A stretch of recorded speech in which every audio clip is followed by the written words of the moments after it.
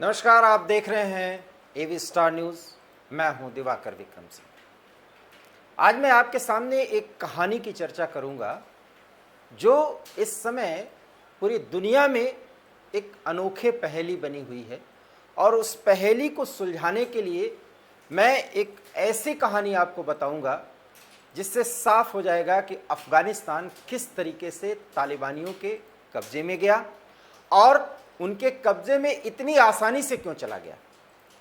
दरअसल ये कहानी है उस तालिबान के अफ़गानिस्तान के अधिग्रहण की और उस पूर्व राष्ट्रपति अशरफ गनी की बेबसी की और अमेरिका के राष्ट्रपति जो बाइडेन की धमकी की या बाइडेन की नाराजगी जो उनकी अशरफ गनी के खिलाफ थी। और इस कहानी में जो बातें मैं आपको बताऊंगा उसको सुन करके आपको लगेगा कि सचमुच अशरफ गनी अमेरिका के लिए मात्र एक खिलौना थे, ऐसा खिलौना जो अमेरिका के लिए बेकार हो गया। और तालिबान अमेरिका की एक ज़रूरत बन चुकी थी, वो इसलिए क्योंकि तालिबान का आधिपत्य और अमेरिकी सेना का बाहर जाना शायद अमेरिका अपने हित के लिए यही सोच रहा था। इसलिए अशरफ गनी जो पूर्व राष्ट्रपति हैं, इस समय विदेश में शरण लिए हुए हैं, उनके राष्ट्रपति पद पर रहते हुए अमेरिका के राष्ट्रपति जो बाइडेन ने 23 अगस्त के दिन 14 मिनट टेलीफोन पर बातचीत की थी। और उस बातचीत में क्या बातें दोनों के बीच हुई थी वो मैं आपको बता रहा हूं। और उन बातचीत के सारांश को अगर आप ध्यान से समझें, उसका विश्लेषण करें, तो ये स्पष्ट हो जाएगा कि अमेरिका ने बेबस होकर के, परेशान होकर के, अशरफ गनी की उदासीनता को देख करके अशरफ गनी को अशरफ गनी के हाल पर छोड़ दिया, अफगानियों को तालिबान के हाल पर छोड़ दिया और खुद सेफ पैसेज लेते हुए काबुल के रास्ते अपने आप को निकालकर अमेरिका ने अपने सैनिकों को सुरक्षित पहुंचाने का ही एकमात्र सहारा ढूंढा। वास्तव में ये जो बातें 14 मिनट की दोनों के बीच हुई, वो राइटर्स एजेंसी ने उसका पूरा ट्रांसक्रिप्ट रखा हुआ है। दोनों के बीच बातचीत की पूरी रिकॉर्डिंग है। और उस रिकॉर्डिंग में जो बातें आई कि दोनों के बीच संवाद शुरू होता है 23 अगस्त के दिन टेलीफोन पर। तो बाइडेन ने अशरफ गनी से हेलो किया और पूछा आप कैसे हैं। तो अशरफ गनी ने कहा कि मैं ठीक हूं, लेकिन अफगानिस्तान के हाल ठीक नहीं है। तो बाइडेन ने सवाल किया कि गनी साहब, अफगानिस्तान में ऐसा क्या हुआ। तो उन्होंने कहा कि तालिबान जिस तरीके से एक के बाद एक अफगानिस्तान के प्रांतों पर कब्जा करते आ रहे हैं और आगे बढ़ रहे हैं, वो पूरे अफगानिस्तान पर कब्जा कर लेंगे, क्योंकि पाकिस्तान से 14,000 लड़ाके अफगानिस्तान में प्रवेश कर चुके हैं और अमेरिकी सैनिक यहां पर हैं और उनको भी पता है ये सब क्या हो रहा है। इस पर जो बाइडेन अशरफ गनी से नाराज हो गए और टेलीफोन पर भी उनकी नाराजगी साफ जाहिर हुई और उन्होंने कहा कि अगर आप तालिबान से अपने देश अर्थात अफगानिस्तान की सुरक्षा नहीं कर सकते तो इसमें हम क्या कर सकते हैं। उन्होंने कहा कि आप हमारे साथ जो लड़ाई हो रही है तालिबान की, उसमें अमेरिकी फौजें सहयोग करें। इस पर जो बाइडेन बिफर पड़े और उन्होंने साफ साफ कहा कि आपको किस बात की सहायता, पिछले 20 सालों से हमने आपके 3 लाख सैनिक तैयार किए, हथियार दिए, क्या आप तालिबान के लड़ाकों से लड़ने की स्थिति में नहीं है। गनी ने कहा नहीं है, क्योंकि पाकिस्तान से आए हुए लड़ाके और पाकिस्तान का सहयोग जिस तरीके से तालिबानियों को मिल रहा है, तालिबान उसका फायदा उठा करके सीधे तौर पर पूरे देश के लिए चुनौती बन गए हैं। बाइडेन ने फिर सवाल किया कि जब यह स्थिति है तो आपके 3 लाख सैनिक कर क्या रहे हैं। उन्होंने कहा फिर ऐसी स्थिति में तो हम बेहाल हैं, हम बेवश हैं। तो उन्होंने कहा आपको एक्शन लेना चाहिए। तो उन्होंने कहा मैं क्या करूं। तब जो बाइडेन ने कहा कि आप अपना एक्शन प्लान बताइए कि कैसे आप तालिबानियों से लड़ेंगे, और हम भी चाहते हैं कि आप तालिबान फोर्सेस से लड़ें, क्योंकि आपके पास सेना है, 3 लाख की सेना, वो हमने उनको इक्विप्ड किया है, उनको हमने प्रशिक्षण दिया है, और इस प्रशिक्षण की स्थिति में एक राष्ट्रीय सेना के रूप में गनी साहब आपकी सेना काम कर सकती है, हमें तो छोड़ के जाना है क्योंकि हमने समझौता किया है दोहा में। यहां तक बातें हुई तो गनी ने कहा कि जब आप छोड़कर जाएंगे तो हमारी बेबसी बढ़ जाएगी, क्योंकि तालिबान आक्रामक अंदाज में आगे आ रहे हैं और उनके पास एक ऐसी पाकिस्तानी ताकत और लड़ाकों की ताकत है जिसके बलबूते वो हमें हरा देने की स्थिति में है। इस पर बाइडेन ने कहा कि जब आपकी 3 लाख की फौज अगर आपकी नहीं लड़ सकती तो हम इसमें कुछ नहीं कर सकते। इस पर अशरफ गनी परेशान हुए, नाराज हुए। उन्होंने कहा जब आप हमको इस स्थिति में हमें अकेला छोड़ रहे हैं तो हम ऐसा कुछ नहीं कर सकते। बताया जाता है कि इस पर बाइडेन झुंझलाहट भरे अंदाज में अशरफ गनी को कहा आप स्थिति को देखिए, नियंत्रण में करिए, अन्यथा आप जो सोच रहे हैं वो करिए। और जब ये बातें हुई तो इन 14 मिनट की बातों में पाकिस्तान का हाथ होने का सबूत दिया अशरफ गनी ने, और अमेरिकी फौजों के साथ दिए जाने की जरूरत पर जोर दिया। बावजूद इसके बाइडेन नाराज हुए अशरफ गनी से और अशरफ गनी को अशरफ गनी के हाल पर छोड़ दिया। बड़ा सवाल है तब अमेरिका ने क्या कहा।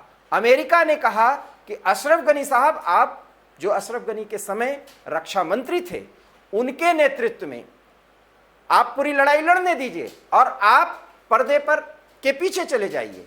इस पर अशरफ गनी तैयार नहीं हुए, क्योंकि अशरफ गनी को ऐसा लग रहा था कि अगर तत्कालीन रक्षा मंत्री जो अशरफ गनी के अंडर में काम कर रहे थे, अगर वो नेतृत्व करेंगे तो तालिबान से लड़ाई की स्थिति में वो प्रभावी हो जाएंगे और अशरफ गनी की स्थिति कमजोर हो जाएगी। अशरफ गनी उस पर तैयार नहीं हुए और अशरफ गनी ने मान लिया कि अमेरिका ने अपनी कूटनीतिक और राजनीतिक पहल कर दी है और उसके तहत गनी सरकार को बेहाल स्थिति में छोड़ दिया है।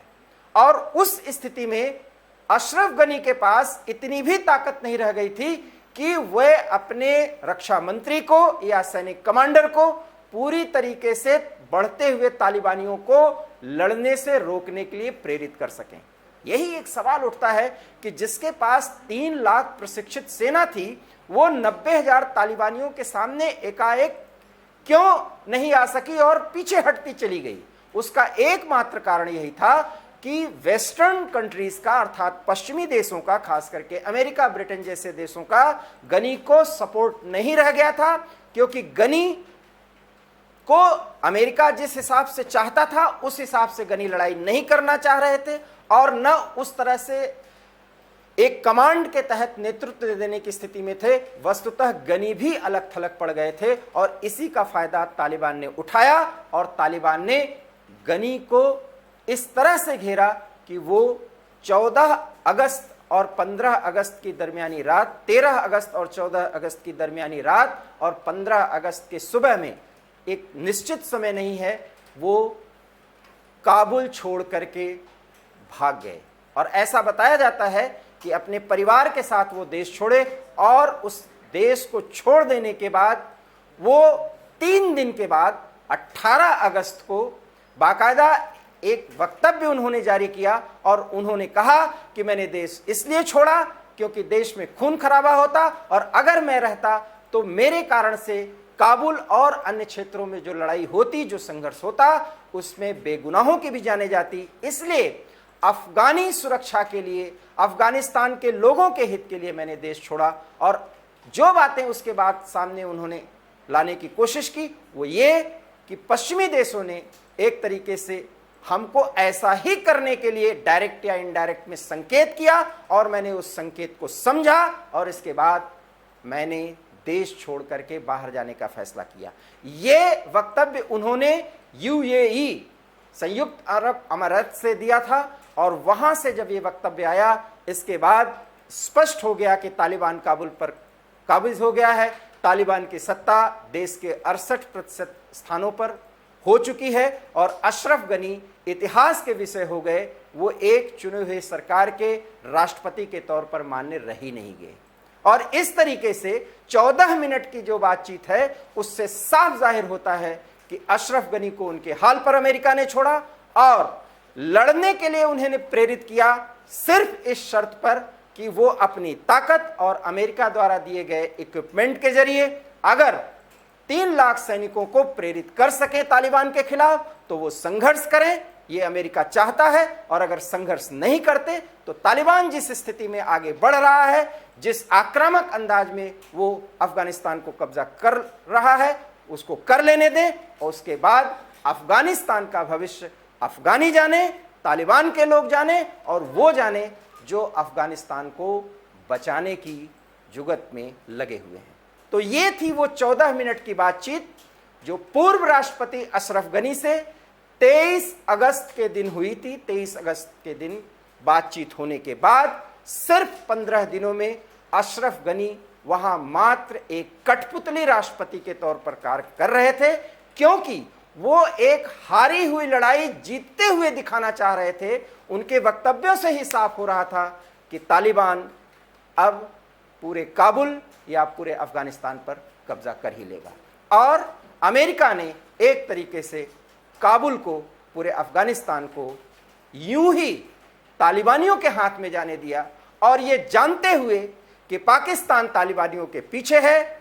जो बाइडेन ने न तो पाकिस्तान के खिलाफ कोई वक्तव्य दिया, न तो अमेरिकी सेनाओं का सहयोग उन 3 लाख सैनिकों को देने दिया और पूरी बात अशरफ गनी पर छोड़ दी और अशरफ गनी अपने को बेहाल और बेबस पाए और इस तरीके से उन्होंने काबुल को छोड़ना ही उचित समझा, जरूरी समझा और वो काबुल छोड़कर चले गए और तालिबान का कब्जा काबुल पर हुआ और इसके साथ घोषणा हुई कि तालिबान के हाथ में पूरा अफगानिस्तान चला गया है।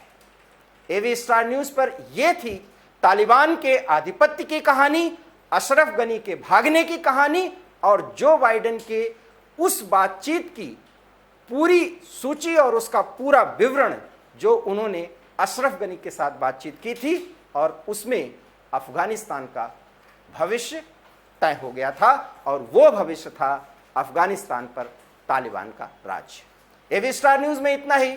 देश और दुनिया की तमाम बड़ी खबरों के लिए देखते रहिए एवी स्टार न्यूज। दीजिए हमें इजाजत। नमस्कार।